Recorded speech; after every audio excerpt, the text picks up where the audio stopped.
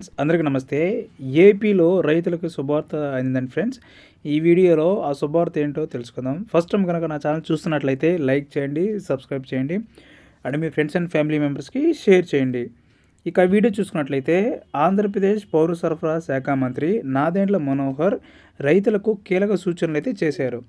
ఖరీఫ్లో ధాన్యం కొనుగోలుపై ఆయన స్పందించారు. ఈ మేరకు మంత్రి ట్విట్టర్ వేదికగా మంత్రి వివరాలు వెల్లడించారు. 2024-25 ఖరీఫ్ సీజన్లో ధాన్యం సేకరణ, డబ్బులు చెల్లింపులో పకడ్బందీగా ముందుకు వెళ్ళాము.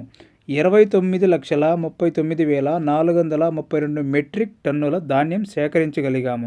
రైతుల నుంచి సేకరించిన 24 గంటల్లోపే 5,874.49 కోట్లు చెల్లింపులు చేయడంతో 5,99,952 మంది రైతుల్లో ఆనందం వెల్లవిరిసింది.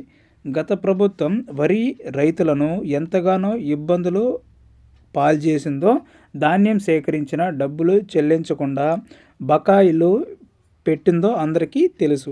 కూటమి ప్రభుత్వం ఆ 1,674 కోట్ల బకాయిలు చెల్లించింది. గౌరవ ముఖ్యమంత్రి చంద్రబాబు నాయుడు గారు నేతృత్వంలో గౌరవ ఉప ముఖ్యమంత్రి పవన్ కళ్యాణ్ గారు ఆలోచనకు అనుగుణంగా రాష్ట్రంలో కూటమి ప్రభుత్వం రైతుల సౌలభ్యం కోసం చిత్తశుద్ధితో పనిచేస్తుందని ట్వీట్ అయితే చేయడం జరిగింది.